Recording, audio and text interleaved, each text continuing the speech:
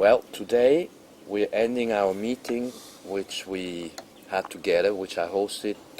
Hi, I'm Michael St.Clair. So I had hosted this meeting from the 7th to the 11th of May 2015 with Egon von Greyerz, who came from Switzerland to teach our clients and friends. We know that you are the master of the gold, but what we didn't know was that you're actually a philosopher and a teacher, and you transform these people in 4 days to some degree. They listen to you. And I have to say to the viewers, we have something in common. We have Sagittarius rising by birth, which makes Jupiter our chart ruler, and that gives us the ability to be a little bit philosophical and teach friends and clients about things.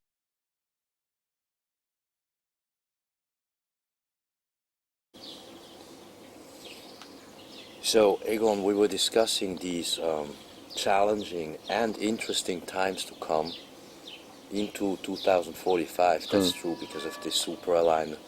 Anyway, what I found interesting is we discussed radiant zones, how we should prepare, what we can do for ourselves, and all these things. But I feel what we could discuss more in depth is what else you have to say or to suggest to people what this is about in the coming, say, 5 to 10 years, what each human being can do for themselves beyond just the practical preparations you advise them to do. Yes, there are many parts to life, and of course we have discussed the more practical ones here of the world being in a mess economically, financially, and even geopolitically. And therefore the risks that the world will look very different to for our children and grandchildren and future generations, that risk is very big. And it could lead to misery for a lot of people. It could lead to financial disasters. It could lead to changes, as you've explained, also earth changes, etc. And it could lead to even social unrest or war. I mean, these are the risks and the consequences of the excesses that we have seen in the last, you could say the last 100 years since the creation of the Fed, or certainly in the last 10, 20 years. So those are the risks, and therefore life will change for a lot of people, in my view, or could change dramatically. But then what people should do is first realize that you've got to prepare for this in the way you can. Everybody can't prepare. If you have a bit of money, yes, you put some into gold and in a safe place, of course. And if you have a chance to live, in a beautiful area like this, in Catalonia in Spain, that is very special. But everybody doesn't have that ability, or neither the money nor the ability to just move away to somewhere. But there are still ways for preparing yourself, because life is all inside anyway. These are all external things, money, where you live, etc. But I think they're an expression. What lies behind you and what lies ahead of you are little things compared to what lies within you. That's beautiful. That's right. And that's really what life is all about. It is within us. And therefore these are the things that most people can do something about. It's not easy to change what is within you. But nevertheless, and this is, so within you, of course, then you look at, if we get more difficult times, it's all about the group of people around you, your family, your friends, and creating a circle of people who actually support each other. And that first, of course, family is extremely important. Everybody isn't fortunate enough to have a family, but if you do, it's extremely important to be close with your family and help each other. Yeah. And then you have a group of friends, and maybe then if you can expand your circle, you have then people who have skills also. Yes, and the friends become your new family. Yes, absolutely. And then, as I said, life is all about learning, and we all learn from each other, and we can help each other.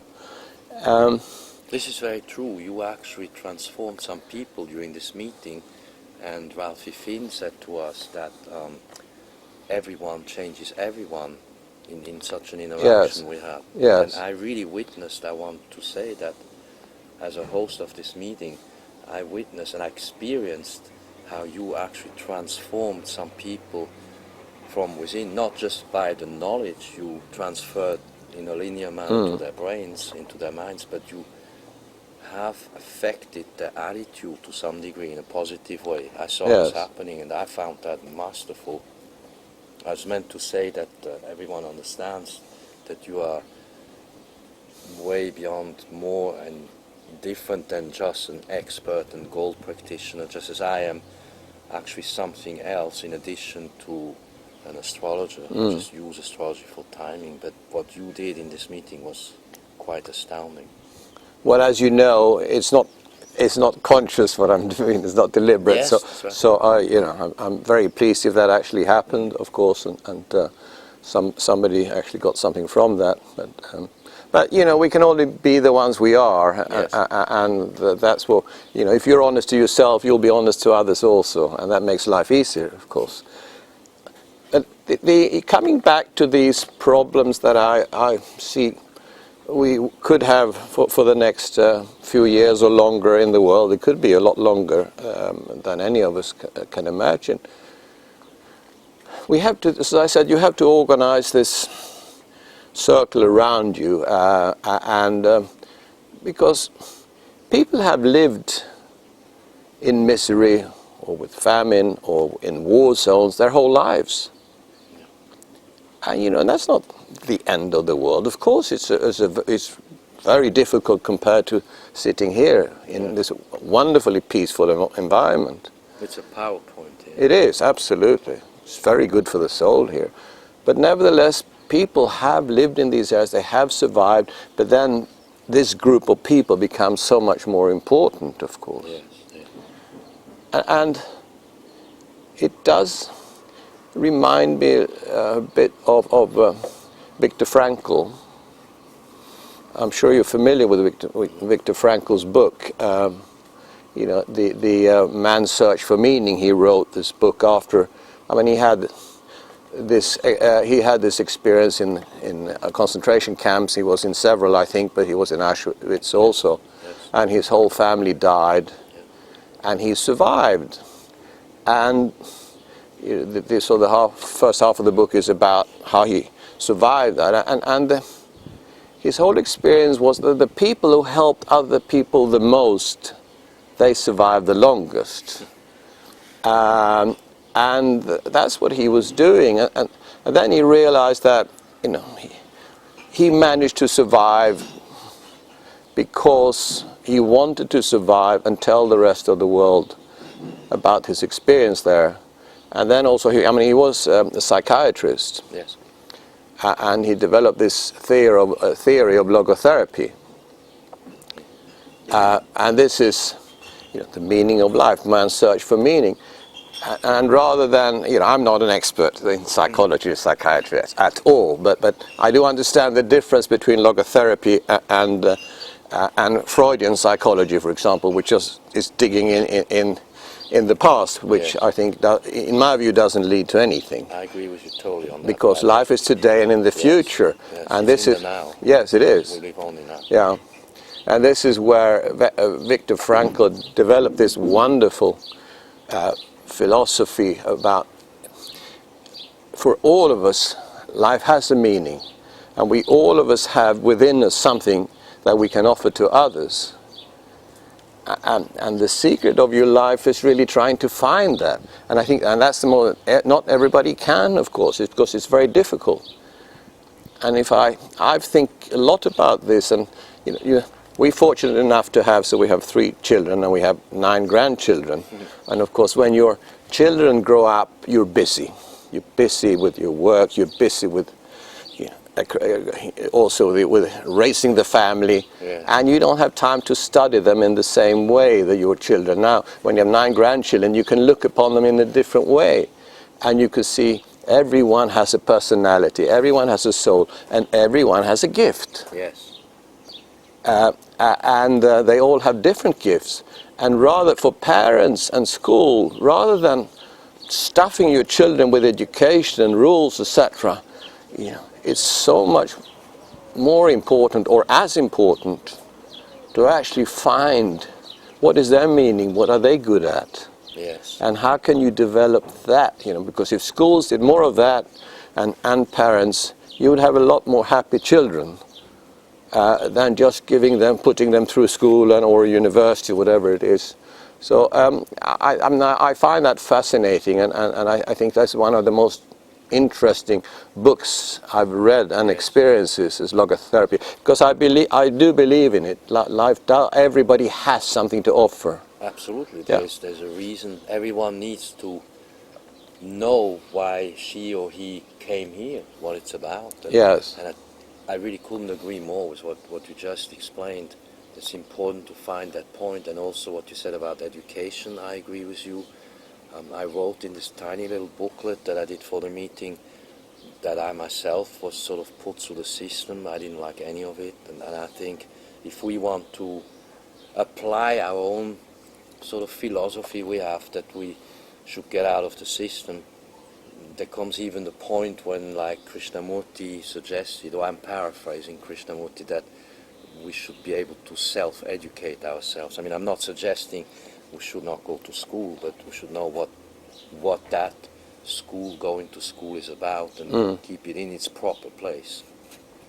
So what you're saying, particularly for these times that are coming, and they're interesting times and challenging times, and I'm sure it's going to be pretty wild for the next 10 years still to come. At the same time, I've experienced by studying history that it is precisely in those extreme times that at some moments the best comes out of people. Yes, absolutely. And this is what, when you hear about now people talking about the war and the First World War and the Second World War, for the ones who were lucky enough to survive and not be too affected by it, I mean, they talk about this as one of the best times in their lives. You see? Yeah. Yes, absolutely. Because there was this group, there was camaraderie, and everybody helped each other. And even the people who were back at home, working in factories, etc., producing, they said the same, because everyone worked for a purpose. Now, there was the wrong purpose, of course, absolutely wrong. I'm totally against wars of any form. No, I understand it. Yeah, but actually, here you got this perfect teamwork, if you want. Yes. And I think that's absolutely right. Talking about, you said education and families. I mean, the problem is that society today doesn't understand this. And I read yesterday about in the US, there was a wonderful family with 7 children living in the countryside with 20 acres, educating their children, and the children are happy, fulfilled, well-educated children. You mean homeschooling? Yeah, homeschooling. Yes. And now the authorities, I can't remember where it was, the authorities in the US, they came without warning, there's no question of actually the children not being properly educated or fed or anything, without warning, just they came and took all the children away from them, because they hadn't followed the rules. Yeah. It happened in Germany too. In Germany, actually, it is illegal to do homeschooling. Yes. So, and this is the police state that's part of these, challenging astrological alignments. Yes. Go on. But coming back to you have studied so much more of this than I have. I mean, because to me it's a side hobby, if you want. Life is a side hobby, but it's great fun. And to me, there's no difference between life and family and work. But it's all one thing. It is. Because it's it is life. But you've spent so much more time searching and looking, and I'd be interested to hear a little bit more about that, because you said so many interesting things in the last few days. Well, what I felt, I mean, as a kid, I was sort of I don't know how to say, rogue, renegade a little bit. I just saw through it very quickly.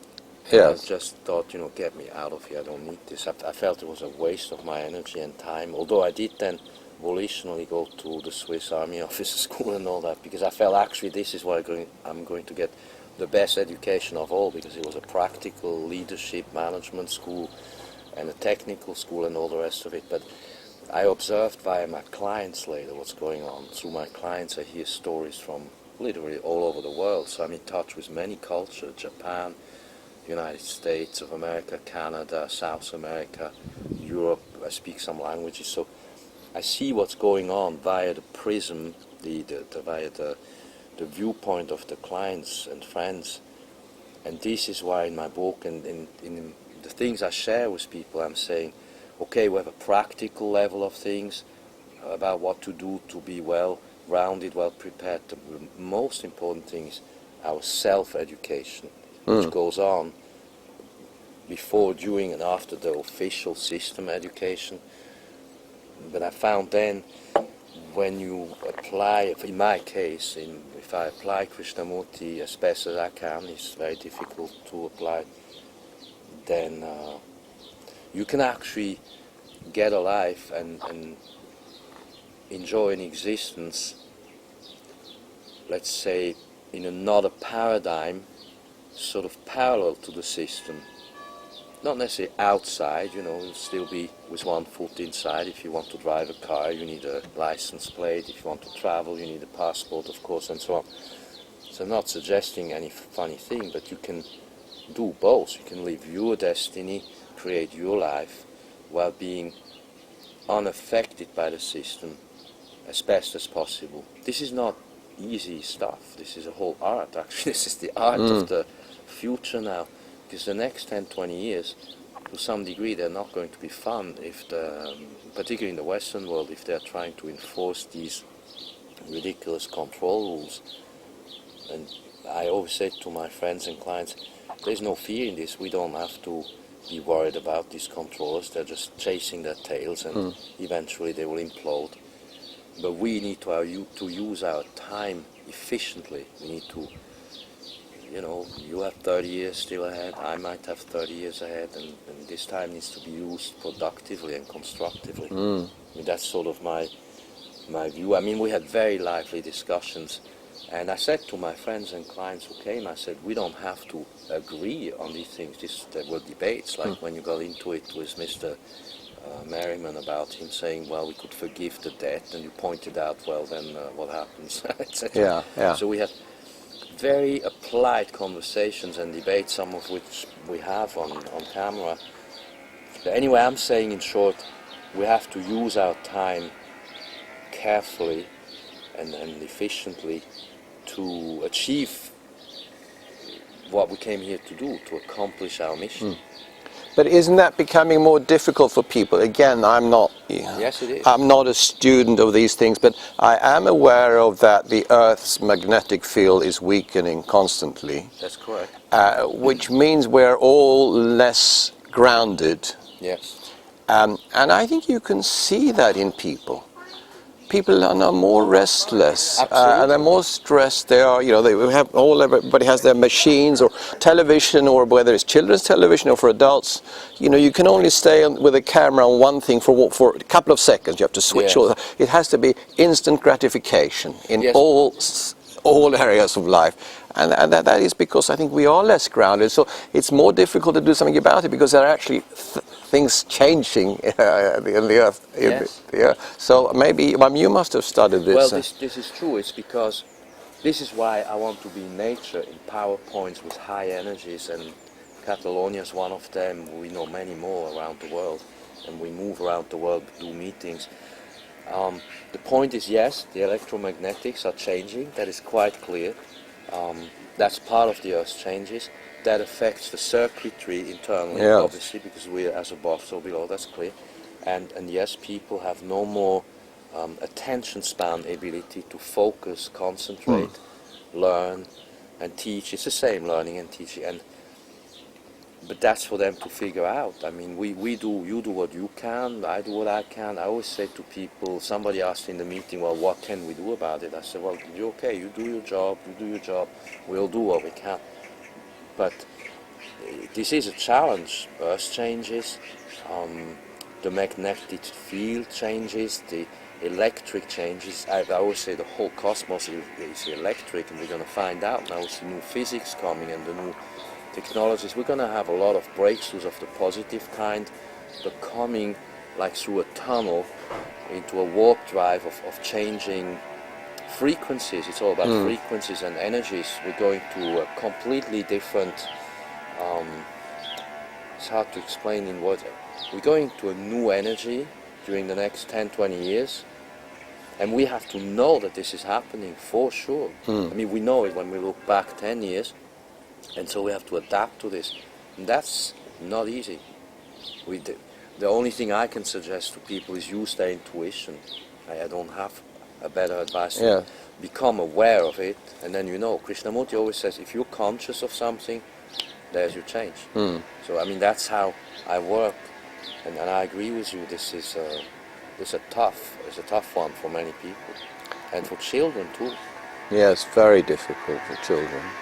Stop. Yeah. So you're talking about these changes, and in your talks in the last 3 days, you mentioned this, that we're going to more difficult periods, and you're seeing that maybe the end of that is around 2045. Have I understood that correctly?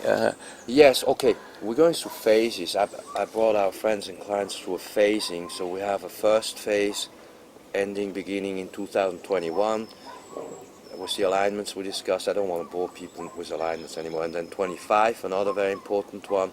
And in 45 is, in my opinion, and I think many astrologers will agree, the most challenging alignment. That goes from about 2044 to 47, so that's actually a long stretch of time. It involves Uranus, which means it's going to mean new technologies which are coming. There's a new physics coming, a new science.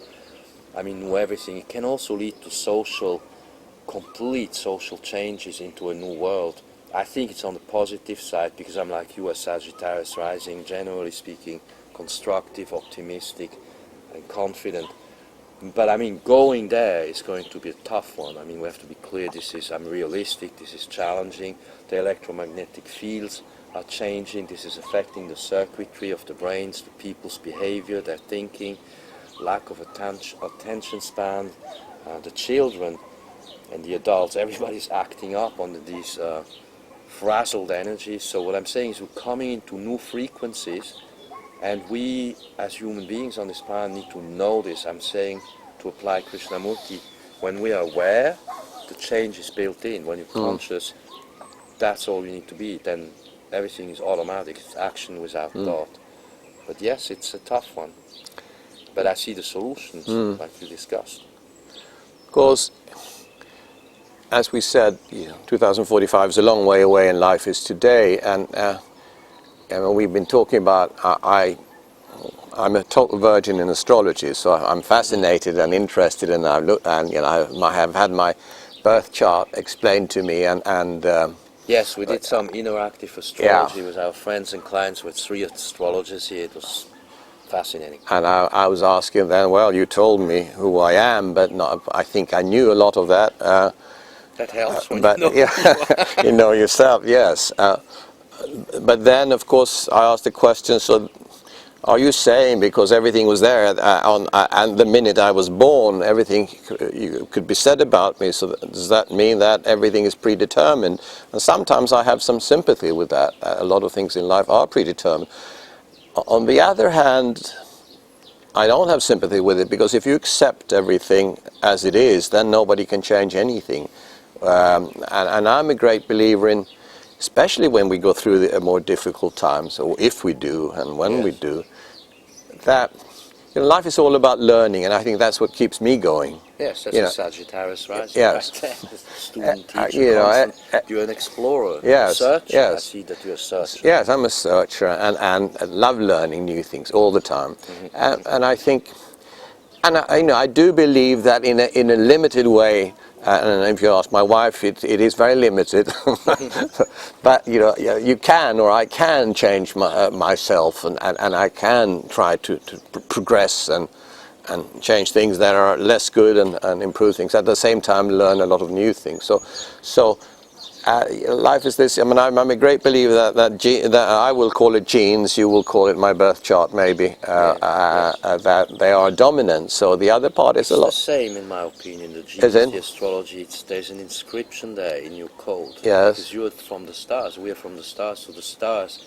It's kind of like quantum physics almost. We are that. Yes. Go ahead.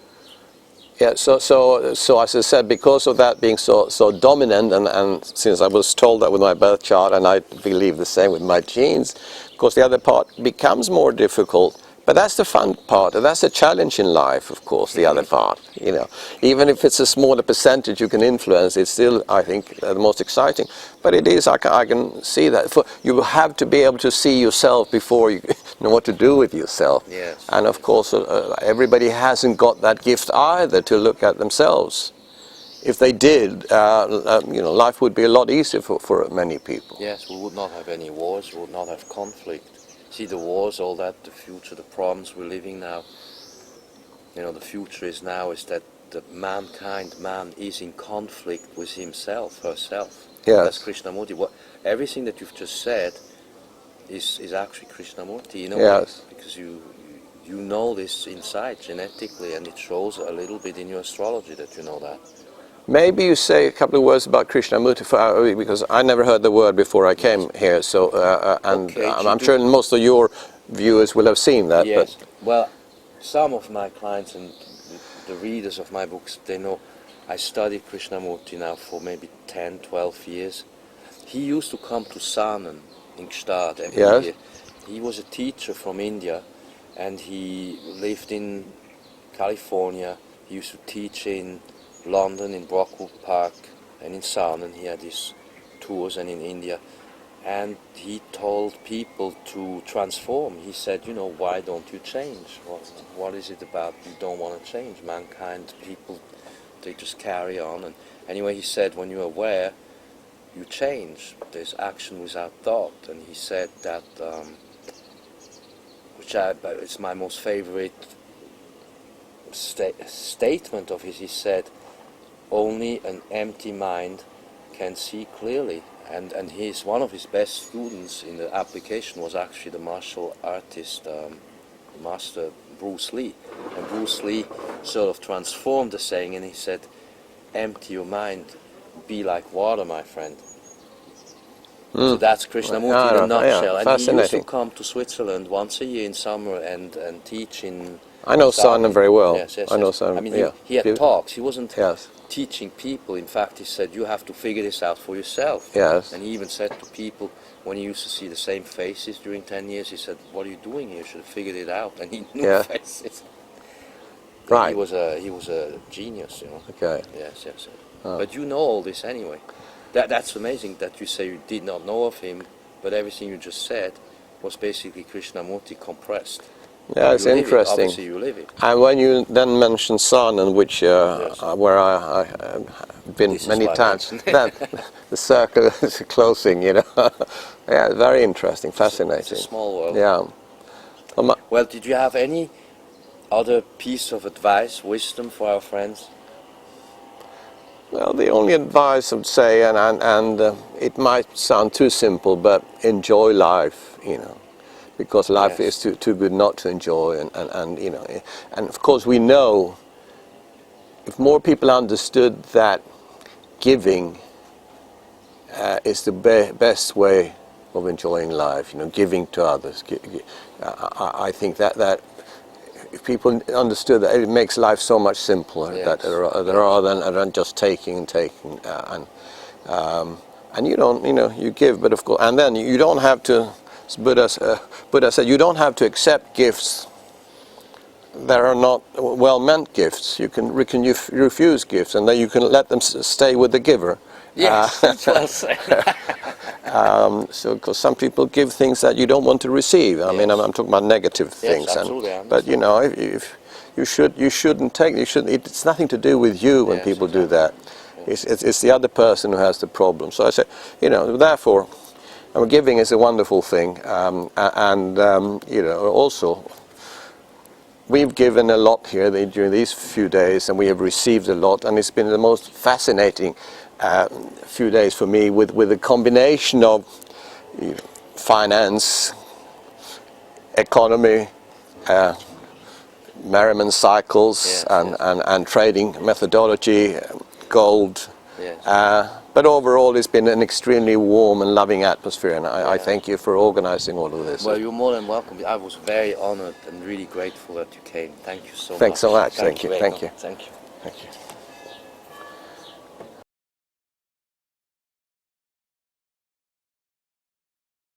And I just wanted to give you, at the end of this meeting, my book, Light Seeds, Futures of Planet Earth, which discusses this entire business of what's going on in the next, say, 100 years. I know that in 30 years you said, if I may say that you would be 100 years old. Here you go. Thank you, Michael. Thank you very much for coming. Yes, that's true. I mean, when we exchanged emails before, and you told me that 2045 is a very significant date, and I was thinking, I'm coming here to talk about 2045, and I'll be 100 years then. I said, I'm interested in what we can do today.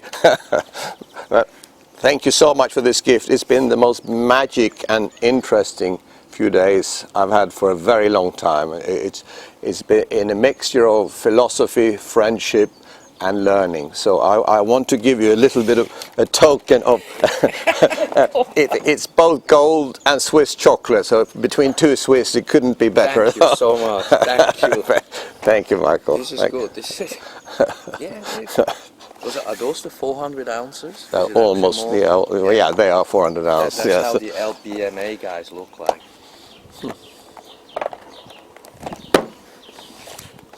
Chocolate. Thank you. Thank you. Thank you so much. Thank you.